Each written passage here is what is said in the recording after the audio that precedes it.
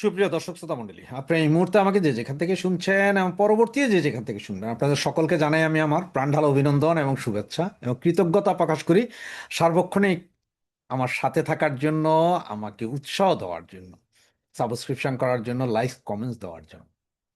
তো আপনারা এতক্ষণে ব্যানার এবং হেডলাইন দেখে বুঝতে পারছেন যে আমি আমাদের নেত্রী জননেত্রী শেখ হাসিনা যে এবছরের ভেতরেই দেশে আসছেন সে বিষয়ে কথা বলবো।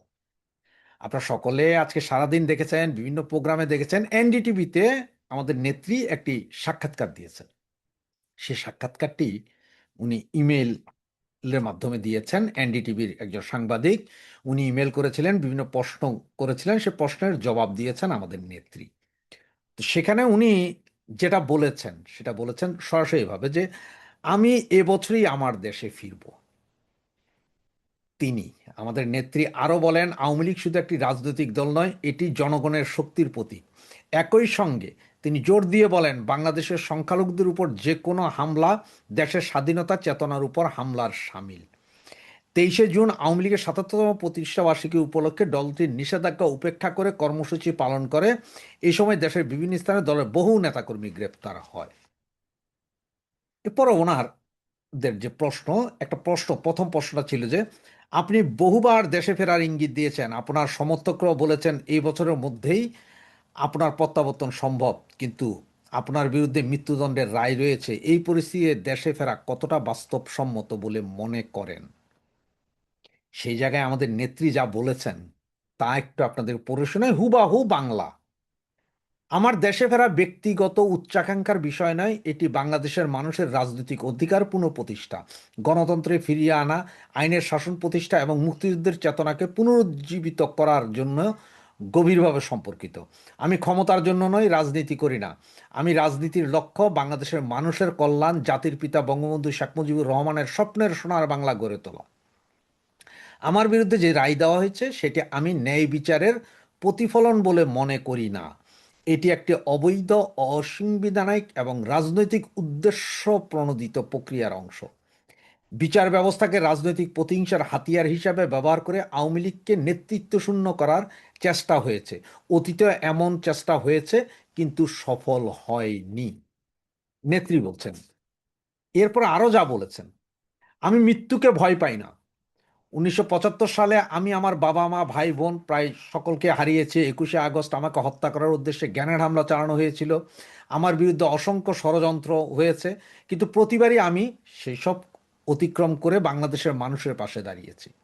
জনগণের ভোটে আমি 5বার প্রধানমন্ত্রী নির্বাচিত হয়েছি, দেশের উন্নয়নের জন্য কাজ করেছি। আমার জীবনের প্রায় পুরোটাই বাংলাদেশের মানুষ, আওয়ামী লীগ, গণতান্ত্রিক আন্দোলন, দেশের উন্নয়নের সঙ্গে ওতপ্রোতভাবে জড়িত। তাই আমি স্পষ্টভাবে বলতে চাই, সব বাধা, সব ষড়যন্ত্র অতিক্রম করে আমি এই বছরই আমার দেশে ফিরব। এই ছিল ওনার মূল চুম্বক অংশ।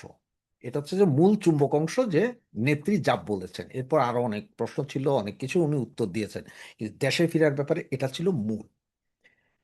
তার আপনারা তো প্রশ্ন করতে হয় কেন আমি বললাম যে 16ই ডিসেম্বর, কারণ হচ্ছে যে নেত্রী আজ থেকে প্রায় 1.5 মাস আগে বলেছিলেন যে আমি দেশে ফিরছি। তখন অনেকে আলোচনা করছিলেন, অনেকে বলছিলেন কবে ফিরবেন, এটা কি তারিখকার সেই ঈদের পরে ফেরা এইসব কিনা। সে সবগুলোকে চপেটাঘাত করে দিয়েছেন জননেত্রী শেখ হাসিনা। তিনি সরাসরি বলে দিয়েছেন 6 মাস, 6 মাসের ভিতরে ডিসেম্বর। তখন বলেছেন 6 মাস, ডিসেম্বর, তার মানে দেখেন এখন ডিসেম্বর হলে আমাদের হাতে আছে আর 6 মাস, 6 মাসের ভেতরেই ফিরছেন। তবে ডিসেম্বরের ভেতরে ফিরছেন, উনি কিন্তু এটা বলেন যে কোন মাসে। এটা এমনও হতে পারে যে July, August, September, October, November, December, যে কোনো সময়। কবে, কখন, কোন দিন ফিরবেন এটা হয়তো আমরা 1 মাস 1.5 মাস আগে হয়তো না জানলেও 2 4 5 দিন আগে জানবো যে উনি ফিরবেন। এবং আপনারা সকলেই জানেন যে নেত্রী এখন পর্যন্ত যা বলেছেন তাই করেছেন, কারণ ওনার কাছে মৃত্যু ভয় নেই। উনি জানে যে মৃত্যু আসবে। এতবার হামলা করার পরও যেহেতু ওনাকে মারতে পারেনি, তো এটা একটা কথা আছে না যে রাখে আল্লাহ মারে কে। আল্লাহ যখন কাউকে বাঁচায় রাখতে চায় তখন পৃথিবীর কোনো শক্তি আপনার হত্যা করতে পারে না। আল্লাহ না চাইলে তো আপনি মুসলমান, আমি মুসলমান, আমরা যখন বলি না যে খোদাই যদি না চায় গাছের একটা পাতাও নড়ে না, খোদাই চায় না, তো আপনারা নেত্রীকে মারবেন কিভাবে?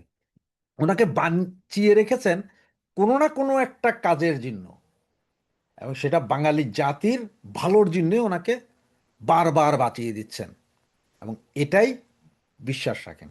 এবং নেত্রী ফিরবেন, ডিসেম্বরের ভেতরে ফিরবেন বলেছেন, তো উনি ফিরবেনই। এখন কিভাবে ফিরবেন? অনেকে বলছেন যে এয়ারপোর্ট দিয়ে ফিরবেন, তো এয়ারপোর্ট দিয়ে ফিরলে, যেটা পাবলিক আলোচনা করছে, যে এয়ারপোর্ট দিয়ে ফিরলে এয়ারপোর্টের ভেতরে তো আমরা ঢুকতে পারবো না, হয়তো তার আশপাশে 8-10 কিলোমিটার ঘেরাও করে দিতে পারে আর্মি সেনাবাহিনী, ওখান থেকে হয়তো ওনাকে তুলে নিয়ে গৃহবন্দী করতে পারেন, এসব বলছেন। আবার আমি এক জায়গায় বললাম যে এমনও তো হইতে পারে যে বজরঙ্গি ভাই, একটা ছবি ছিল না হিন্দি, ওই যে পাকিস্তানি একটা ছোট্ট মেয়েকে, বোবা মেয়েকে দিয়ে আসতে গেল, পাকিস্তান আসতে দিবে না, পরে সেখানে বর্ডার মর্ডার ভাইঙ্গা দুই দেশের লোক বজরঙ্গি ভাইকে নিয়ে আসলো ইন্ডিয়াতে, পাবলিক। সেরকম ঘটনা তো করতে পারে, রাজশাহী দিয়েও ঢুকতে পারে। সেই বর্ডার হাইটা ঢুকবেন, লক্ষ লক্ষ মানুষ জয় বাংলা স্লোগানে প্রকম্পিত হয়ে যাবে। আবার এমনও হতে পারে যে উনি আসছেন বলার পর 2 থেকে আড়াই ঘন্টা, কারণ দিল্লি থেকে ঢাকায় আসতে 3 ঘন্টা লাগে, 3 ঘন্টার ভিতরে ঢাকা শহর সয়লাভ করে দিতে কি, ঢাকা নারায়ণগঞ্জ আশপাশের জেলার লোকজনই যখন রওনা হবে তখন এমনিই আগুন হয়ে যাবে। এবং উনি আসবেন কিন্তু জনগণের বলে, সেনাবাহিনী পুলিশের বলে না, উনি আসবেন জনগণের বলে, আওয়ামী লীগ, ছাত্রলীগ, যুবলীগের তৃণমূলের নেতাকর্মীর বলে, আম জনসাধারণের বলে। আর সেই দিনে বাঁধ ভাঙা জোয়ার কেউ ঠেকাইতে পারবে না। আপনি অলরেডি দেখতেছেন যে উনি যখন থেকে বলছেন যে আমি দেশে ফিরবো যে কোনো মুহূর্তে, তখন থেকে প্রতিদিন মিছিলের গতি বাড়ছে। আর আজকে এনডিটিভির এই সাক্ষাৎকার প্রচারিত হওয়ার পরে রাতের আধারাও মিছিল হচ্ছে। কাল থেকে কি হবে আপনাদের সামনে, এই ভিডিওটা যখন যাবে তখন থেকে কত জায়গায় কত রকম মিছিল হবে তা কি বুঝতে পারছেন? এবং আমাদের এই মিছিল ঠেকানোর জন্য, আমাদের এই ঠেকানোর জন্য এই সরকার সর্বোচ্চ চেষ্টা করছে। আপনারা জানেন যে এই যে 23শে জুন আমাদের এই প্রতিষ্ঠা বার্ষিকীর মিছিল করতে যেয়ে 7 জন যুবক নদীতে, তুরাগ নদীতে প্রাণ হারালো। গতকালকে সারাদিনে 9 জন নোয়াখালীতে মার্ডার হইল। সব মিলে সারা বাংলাদেশে গত এক সপ্তাহে 275 জন লোককে হত্যা করা হয়েছে। এটা কিন্তু একরকম ক্লিন হার্ট চলছে। এরা বলছে না ক্লিন হার্ট, কিন্তু আর্মি, সেনাবাহিনী, ডিজিএফআই, এনএসআই এরা মিলেই ক্লিন হার্ট করছে। আর সব বাইচা হয়েছে আওয়ামী লীগ নেতাকর্মীদেরকে। সাবধানে থাকেন, তবে মনোবল হারাইয়েন না। নেত্রী আসবে বলছে ডিসেম্বরের ভিতরে, এটা শিওর থাকে।